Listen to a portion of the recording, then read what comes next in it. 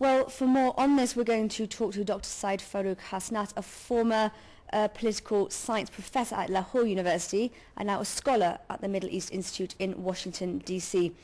Dr. Hasnat, are there any concessions that the US or Israel has given to Saudi Arabia and Syria for them to attend the upcoming peace conference?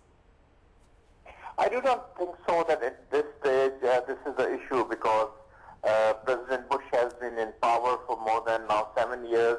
This is his last year before his administration ends.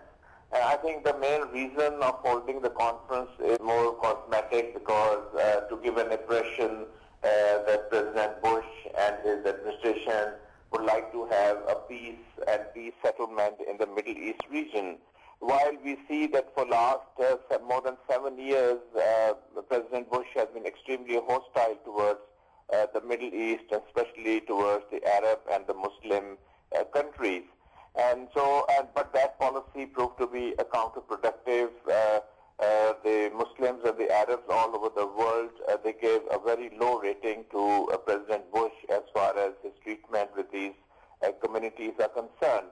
So this is a kind of a gesture which he is trying to show to the Muslim and the Arab world that he's serious about to settle these issues.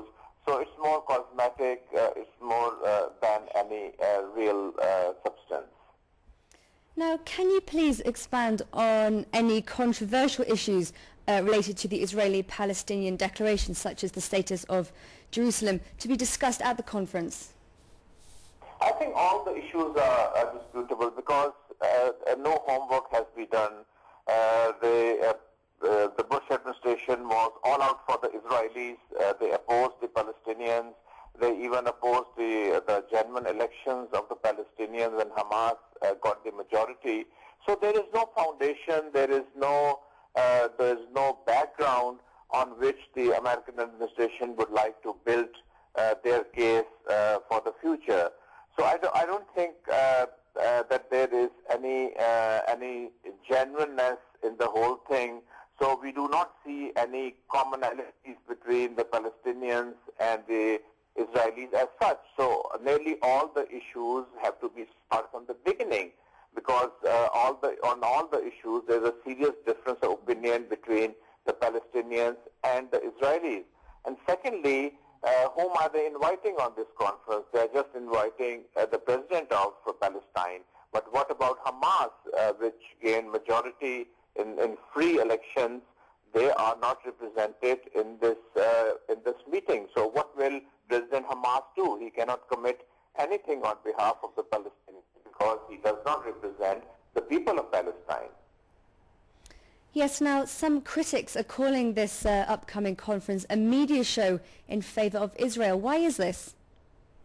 Yeah, as I said before, because this is the end of President Bush, and President Bush is suspected to be, as President Bush and his new pawn administration has been labeled as an administration which was extremely hostile towards the Muslim countries as well as towards the Arab countries. So just in order to dispel this impression, he's holding the conference when his administration is nearly going to end. He's a lame duck president. And so the next year election, and his 2 years term will come to an end. He's not even a candidate, nor is his vice president, Dick Cheney. He's not contesting the election. So it will be a new administration all the way. So this is just eyewash. This is just for the world to see, and especially the Arab and the Muslim countries to see, to show that he has concern for them. But everybody knows that for last more than 7 years, he was extremely hostile towards the Muslim and the Arab communities. Okay, now Condoleezza Rice has said that the lives of Palestinians need to be improved economically immediately after the conference, yet Israel has not taken any measures towards this. Now, do you think Israel will be proactive in this regard in the future? No way, no, absolutely no. As I said before, Condoleezza Rice did nothing for the Palestinians. In fact, they encouraged the Israelis to punish the Palestinians in various ways. They were instrumental to sabotage the Hamas government. Although the ex-former president Jimmy Carter monitored the elections along with his organizations, and when he came back, he declared that the elections were free and fair, and he advised the American government not to sabotage the freely elected government of Hamas. But immediately when Hamas took power, the U.S. and the European community started to sabotage that government by imposing economic sanctions and other kind of sanctions on the Hamas government. And they also encouraged the Israelis to also to isolate the Hamas government. And ultimately, they were successful in dividing the Palestinians into two groups. I don't think so there's any seriousness in that. It might be for the media, it might be for the world, but we do, from the past record, as we see, we do not see there's any seriousness in it. Dr. Syed Farooq Hasnat from Washington, thank you very much for your thoughts on the program today.